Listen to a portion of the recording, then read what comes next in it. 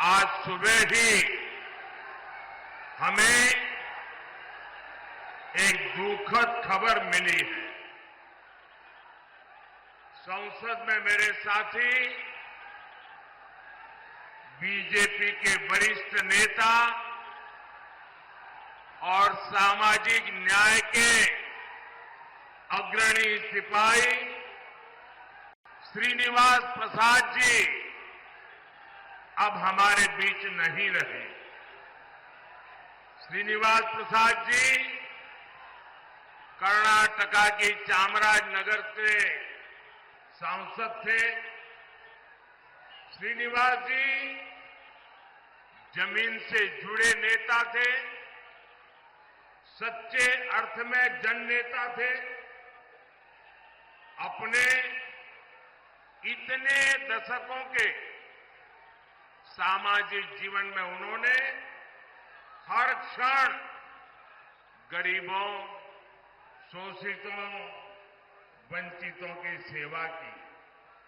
उन्होंने केंद्र और राज्य सरकार में कई अहम मंत्रालयों को भी दायित्व संभाला था।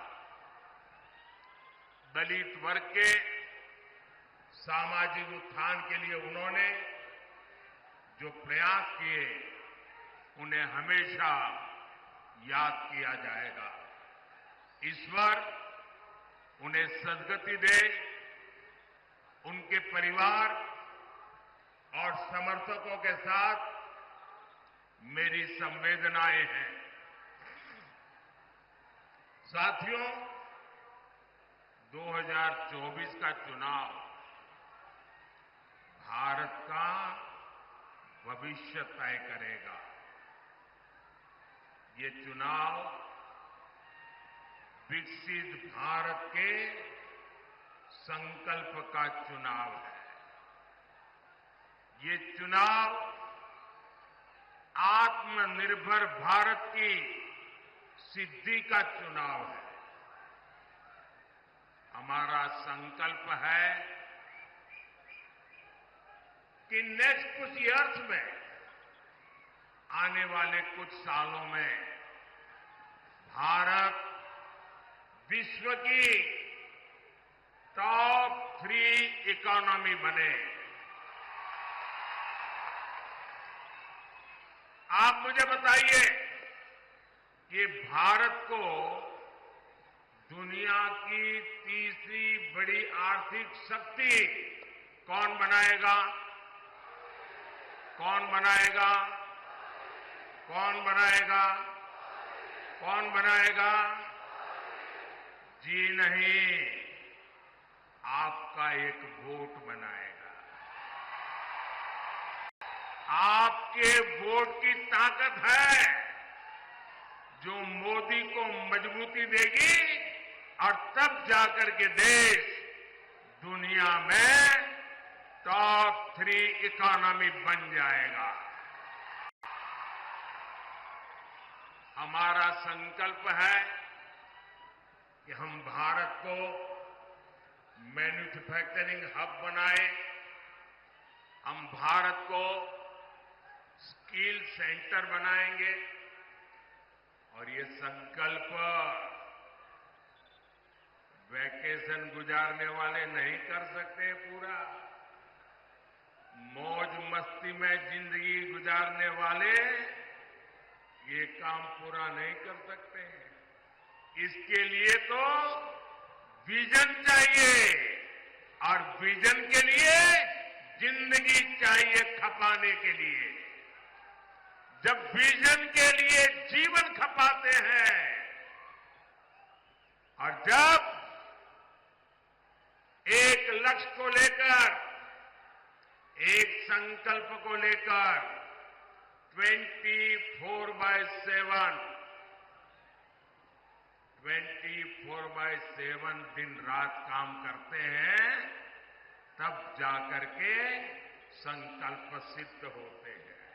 और इसलिए मोदी का विजन भी क्लियर है और मोदी का जीवन भी 24/7 फॉर 2047। और इसलिए आज पूरा देश कह रहा है, फिर एक बार, फिर एक बार, फिर एक बार, फिर एक बार, फिर एक बार।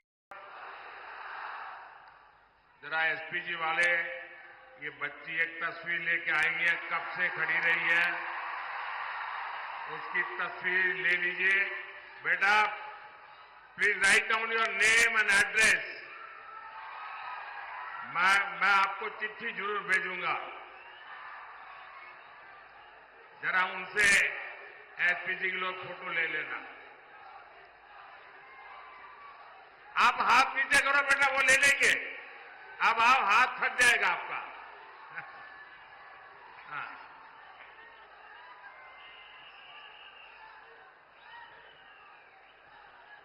अरे बाबा।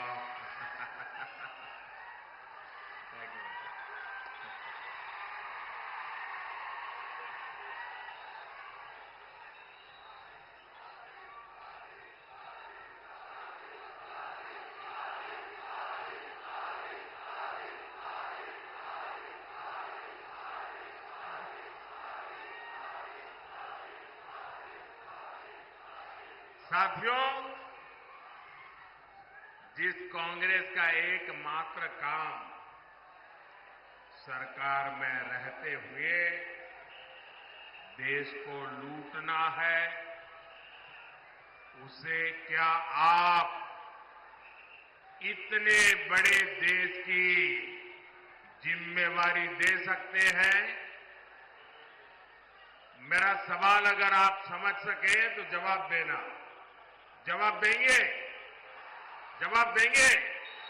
आप मुझे बताइए, जिस कांग्रेस का इतिहास देश को लूटने का रहा है, क्या ऐसी कांग्रेस के हाथ में अब हम इतना बड़ा देश दे सकते हैं क्या? कांग्रेस के हाथ में देश दे सकते हैं क्या? कांग्रेस ने 60 साल के अपने शासन में जो उनकी पहचान बनी है, वो उनके पापों के कारण बनी है। भाइयों और बहनों, कांग्रेस पार्टी ने यहां कर्नाटका को भी अपनी लूट का एटीएम बना दिया है। इतने कम समय में ही इन लोगों ने कर्नाटका का सरकारी खजाना खाली कर दिया।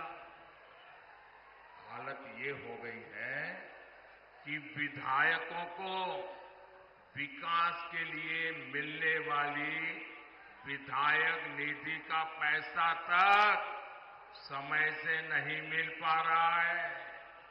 और यहां के सरकारी कर्मचारी, मैं आपको अंदर की बात बताता हूं, क्योंकि भारत सरकार के पास इनकी अंदरूनी जानकारियां होती है, और मैं आपको चेतावनी चौंकाना चाहता हूं।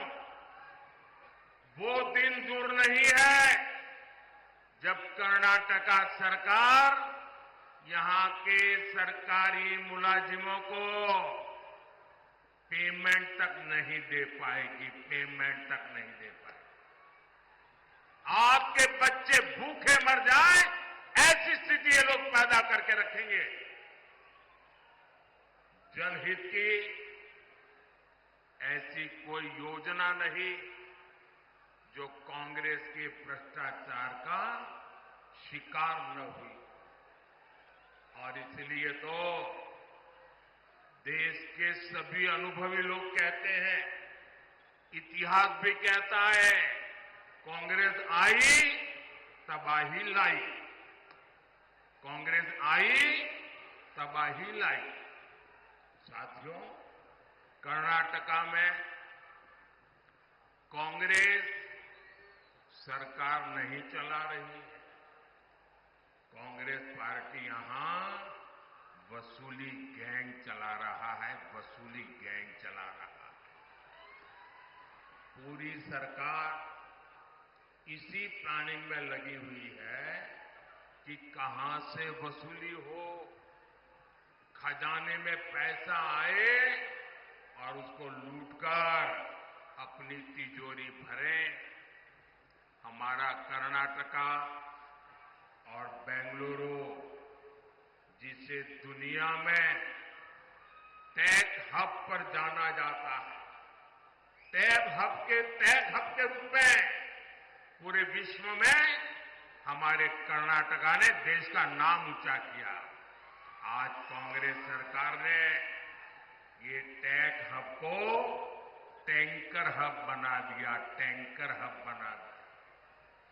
पानी के लिए टैंकर माफिया लोग मनमानी वसूली कर रहे हैं और इसका भी कमीशन कांग्रेस के लोगों तक पहुंच रहा है। लेकिन कांग्रेस इतने से संतुष्ट नहीं है। ये लोग 2G स्कैम जैसा लाखों करोड़ के घोटालों वाला स्कैम करने के लिए सपने देख रहे हैं। आप मुझे बताइए, 7 मई को कर्नाटका को लूटने वालों को सजा मिलनी चाहिए कि नहीं मिलनी चाहिए? सजा मिलनी चाहिए कि नहीं मिलनी चाहिए? कांग्रेस के भ्रष्टाचार का हिसाब करना चाहिए कि नहीं करना चाहिए? चून चून करके कांग्रेस को साफ करना चाहिए कि नहीं करना चाहिए? करेंगे? पूरे कर्नाटका में कर देंगे, हमारे बागलकोट में भी कर देंगे, पूरे इस क्षेत्र में कर देंगे। साथियों, मोदी जनता के बीच अपना रिपोर्ट कार्ड को लेकर आता है। हमने कर्नाटका और उस क्षेत्र के लिए इतना काम किया, ये भी आपके सामने है। हमारी सरकार कर्नाटका में कई एयरपोर्ट बना रही है। इनमें से एक बीजापुर में भी तैयार हो रहा है। बागलकोट रेलवे स्टेशन को अमृत स्टेशन के रूप में डेवलप किया जा रहा है। बागलकोट से गुजर रहे नेशनल हाईवे को चौड़ा किया जा रहा है। इससे बादामी, पट्टदकल और आइहोले जैसे ऐतिहासिक जगहों पर पर्यटन को बढ़ावा मिलेगा। साथियों, पिछले 10 वर्षों में मोदी ने उस वर्ग की चिंता की है जिसे कांग्रेस ने बदहाली का जीवन जीने पर मजबूर कर दिया था। आज ये लोग बयान देते हैं और पता नहीं क्या क्या बोल रहे हैं। ये कहते हैं एक झटके में गरीबी हटा देंगे। अरे 60 साल हो गए, तुम कुछ नहीं कर पाए यार, ये क्यों ऐसे दावे मार रहे हो? सर, इनकी कई पीढ़ियां इस बात का गवाह है कि वंचित वर्ग के लिए इनकी मानसिकता क्या रही है। करोड़ों परिवार इस देश में जीवन की मूलभूत जरूरतों से वंचित थे। उनके दुख, उनकी तकलीफ से कांग्रेस और उनके साथियों का कोई वास्ता नहीं था। आप कल्पना कर सकते हैं, मोदी के आने के पहले हमारे देश में 18,000 विलेज ऐसे थे जहां बिजली का खंभा भी नहीं पहुंचा था। 18,000 गांव। आप सोचिए, 21वीं सदी में 18,000 विलेज, करोड़ों लोग अंधेरे में जिंदगी गुजारते थे। रात होते ही गांव में सन्नाटा पसर जाता था, जानवरों का खतरा रहता था, कितनी पीढ़ियों तक बच्चों को पढ़ाई के लिए रोशनी तक नहीं मिली। लेकिन जब मोदी को आपने अवसर दिया तो गांव तक बिजली पहुंचाने का समय सीमा में संकल्प लिया, पूरा कर दिया। और उस समय ये लोग मजाक बनाते थे कि पहाड़, रेगिस्तान, जंगल हर जगह से गुजरकर गांव-गांव बिजली पहुंच कैसे सकती है। लेकिन आज देश का ऐसा कोई गांव नहीं जहां बिजली न पहुंचे। इसी तरह हमने पानी की समस्या के समाधान के लिए जल जीवन मिशन शुरू किया। जल जीवन मिशन की शुरुआत से पहले देश में केवल 16% घरों में, 16% घरों में नल से जल का कनेक्शन था। 16%।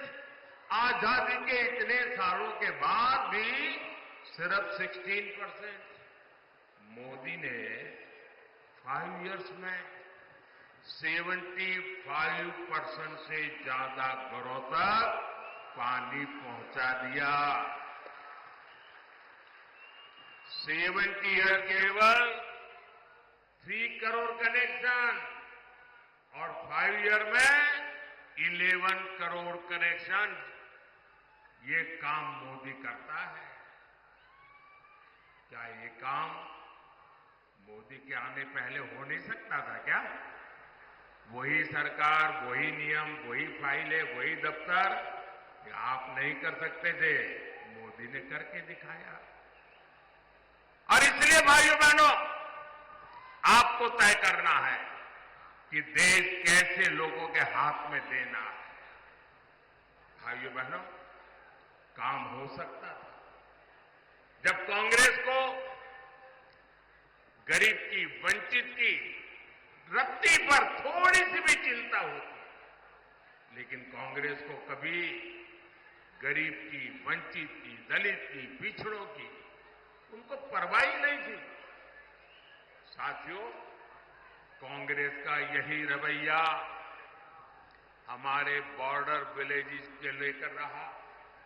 सीमावर्ती गांवों को कांग्रेस सरकारें जानबूझकर विकास से वंचित रखती थी, वो इसे अपनी रणनीति का हिस्सा बताते थे। यानी करोड़ों लोगों को कांग्रेस ने अपनी राजनीति के तहत मदहाली का जीवन जीने के लिए मजबूर कर रखा था। मोदी ने ये विकास विरोधी सोच बदली। हमने सीमा पर बसे गांवों को आखिरी नहीं, देश का पहला गांव कहना और उसको उस प्रकार से ट्रीट करने का निर्णय किया। आज विकास देश के हर पहले गांव तक पहुंच रहा है।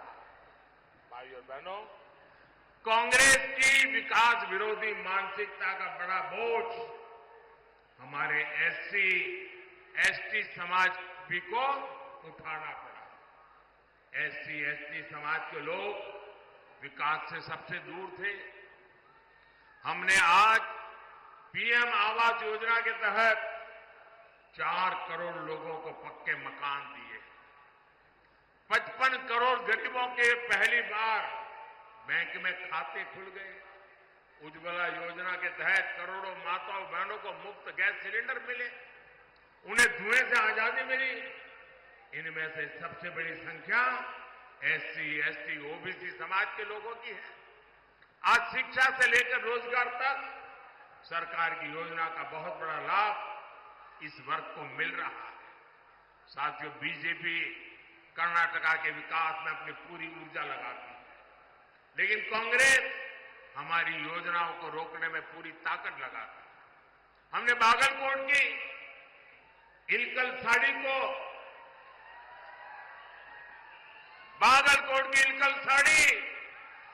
उसको 1 डिस्ट्रिक्ट 1 प्रोडक्ट योजना में शामिल किया, ताकि यहां के बुनकरों को, जिन्हें आप नेकारा कहते हैं, उनकी इनकम बढ़े। लेकिन कांग्रेस हमारे बुनकर भाई बहनों की जरूरतों पर ध्यान नहीं दे रहे। साथियों, यहां भी मंच पर हमारे येदियुरप्पा जी भी है। उन्होंने किसानों के कल्याण के लिए अपना जीवन समर्पित कर दिया। किसानों का हित बीजेपी की प्राथमिकता रहा। हमने हाल ही में शुगर केन का मूल्य बढ़ाया है। इथेनॉल के जरिए हम गन्ना किसानों की इनकम बढ़ा रहे हैं। लेकिन कर्नाटक सरकार ने सिंचाई परियोजनाओं को रोककर पानी का संकट खड़ा करके किसानों को परेशानी में डाल दिया है। साथियों, मैं आप सबको कांग्रेस के एक और खतरनाक गेम के बारे में आगाह करना चाहता हूं। जब से यहां कांग्रेस की सरकार बनी है, तब से कैसी कैसी घटनाएं हो रही हैं, ये आप जरा चिंता का विषय है। उसको एक साथ जोड़ करके देखिए, उसको टुकड़ों में मत देखना। आप सोचिए भाइयों बहनों, हुबली में क्या हुआ,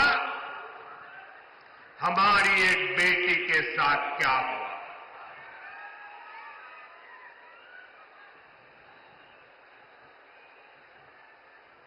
जहां शिक्षा का दाम है, हुबली में एक बेटी को एक के बाद एक चाकू के घाव मार दिए जाए, वो दृश्य देखकर हर किसी का दिल दहल गया। लेकिन यहां की पूरी सरकार वोट बैंक को बचाने के लिए बेटी के सम्मान पर ही हमला करने में जुट गई। तुष्टीकरण के लिए कांग्रेस किसी भी हद को पार कर सकती है। साथियों, कर्नाटका में कट्टरपंथी ताकतें बेलगाम हुई है। कोई दुकानदार अपनी दुकान के भीतर हनुमान चालीसा सुनता है तो उस पर हमला हो जाता है। राजधानी बेंगलुरु तक में दिन दहाड़े आतंकी हमला होता है, बम फूटता है, और सरकार पहले क्या बोलती है, कहती है गैस का सिलेंडर फटा है।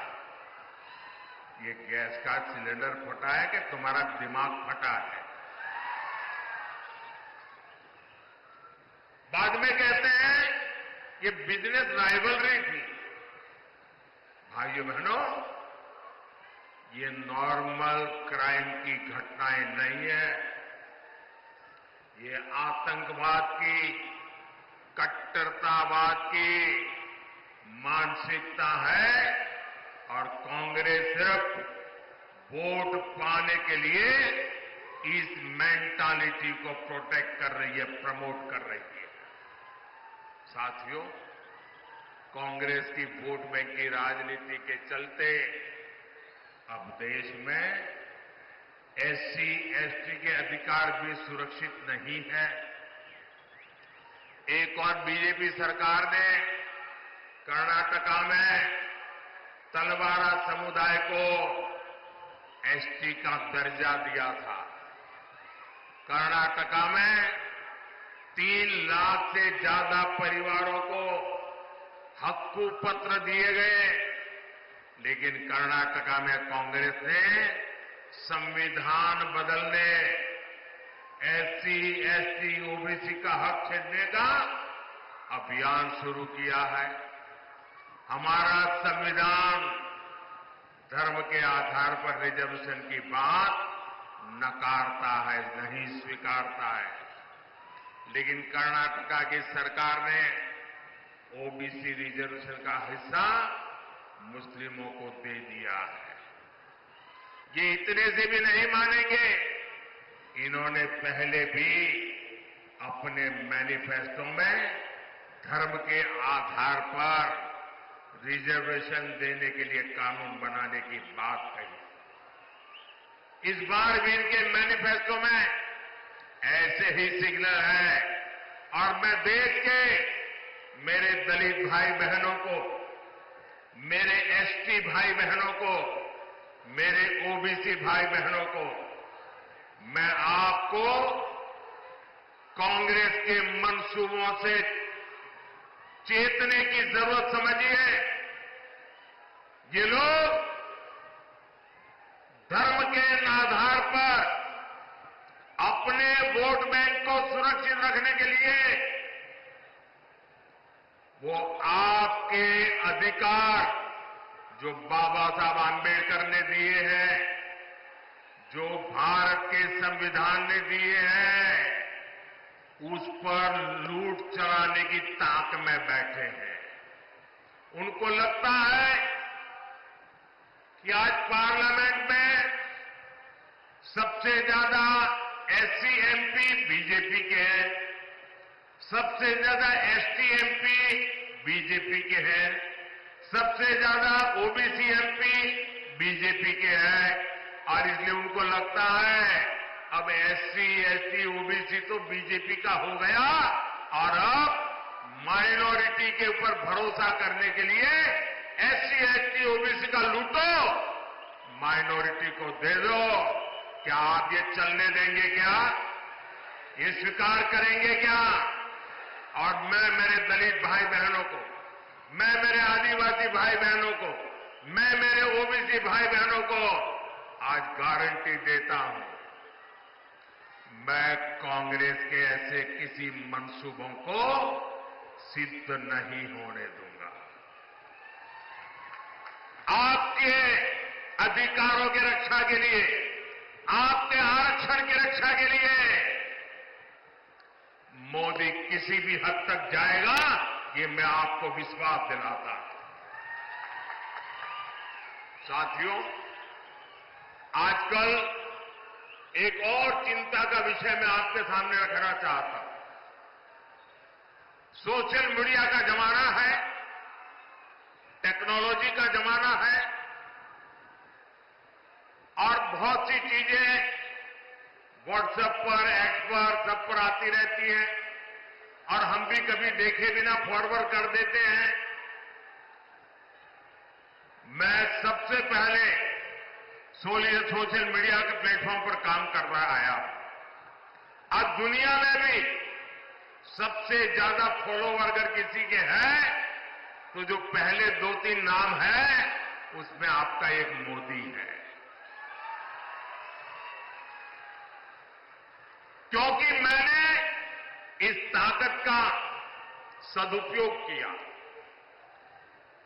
समाज से जुड़ने के लिए उपयोग किया, समाज की भावनाओं को समझने के लिए उपयोग किया, सही बात पहुंचाने के लिए उपयोग किया। लेकिन जो लोग चुनाव हार चुके हैं, मैदान खो चुके हैं, ये लोग इन दिनों टेक्नोलॉजी का उपयोग करके फेक वीडियो बना रहे हैं, आर्टिफिशियल इंटेलिजेंस का दुरुपयोग करते हुए मेरी आवाज में ऐसी भद्दी चीजें आजकल सोशल मीडिया में डाल रहे हैं कि बहुत बड़ा खतरा पैदा हो रहा है। और इसलिए मेरी देशवासियों की अपील है कि कोई भी फेक वीडियो आपको नजर आए, आप पुलिस को जानकारी दो, हमारी पार्टी को जानकारी दो, कानूनी लोगों पर कार्रवाई होगी और उनको सबक सिखाया जाएगा। ये देश का कानून किसी के साथ भी इस प्रकार के खेल खेलने की इजाजत नहीं देता है। मध्य प्रदेश में चुनाव था, अमिताभ बच्चन की आवाज में उन्होंने ऐसी खबरें चलाई, आखिरकार अमिताभ बच्चन को एक एफआईआर करना पड़ा, वो लोग सारे पकड़े गए। ये खेल बहुत बढ़ाया इन लोगों ने हताशा और निराशा में, और इसलिए मेरे भाइयों बहनों, हमें जागरूक रहने की जरूरत है। ये कोई भी फेक चीज आए उस पर भरोसा मत करना। दूसरी एक बात,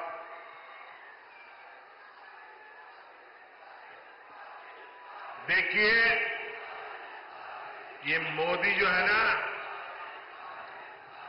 सीना तान करके आंख में आग मिला करके लड़ाई लड़ता है, पीठ के पीछे वार नहीं करता है। आपको याद होगा हमारे देश में अचानक एक बार बागलकोट की चर्चा शुरू हो गई थी, आपको याद होगा, जब मैंने बालाकोट में एयर स्ट्राइक किया तो बहुत लोगों को समझ नहीं आया बालाकोट है कहां, तो बागलकोट को ही बालाकोट बांध करके यहां बम गिरे चलाया, आधा पौना घंटा ऐसे ही चला। भाइयों बहनों, मैंने बालाकोट पर एयर स्ट्राइक किया, चोरी छुपे के नहीं किया, एयर स्ट्राइक कर करके प्रेस कॉन्फ्रेंस करके बताया कि आज हमने ऐसा ऐसा किया है और दुश्मन का इतना इतना नुकसान किया है। इतना ही नहीं, जब हमने एयर स्ट्राइक किया तो मैंने प्रेस को बुला के रखा था और फौज के लोगों को कहा था कि 11 बजे प्रेस को बताना है, लेकिन मैंने कहा कि उसके पहले मैं पाकिस्तान को टेलीफोन करके सूचना दूंगा कि आज हमने रात को एयर स्ट्राइक की है, तुम्हारे इतने लोगों को मारा, इतनी तबाही की है, उसको बता दूंगा, छुपाऊंगा नहीं। लेकिन पाकिस्तान वाले टेलीफोन पर ही नहीं आते थे, तो मैंने कहा इंतजार करो, हमारे फौज का लोग इंतजार करते थे। करीब 12 बजे बात हुई, उसके बाद मैंने दुनिया को बताया कि मैंने रात को एयर स्ट्राइक किया है और पाकिस्तान के छक्के छुड़वा दिए हैं। भाइयों बहनों, ये मोदी छुपाता नहीं है, न मोदी छिप करके वार करता है, जो भी करता है सामने से करता है, देश के लिए करता है। और आज भी जो लोग मेरे देश के निर्दोष नागरिकों को मारने की हरकत करेंगे, ये नया भारत है, घर में घुस करके मारेगा। साथियों, 7 मई को आपका वोट बैंक की राजनीति करने वालों को जवाब देगा। आपका वोट विकसित कर्नाटका, विकसित भारत की गारंटी बनेगा। मेरा अनुरोध है, बागलकोट से मेरे अनन्य साथी पीसी गड्डीगौड़ जी और बीजापुर से हमारे वरिष्ठ साथी रमेश जिनागी जी को विशाल बहुमत से विजयी बनाइए।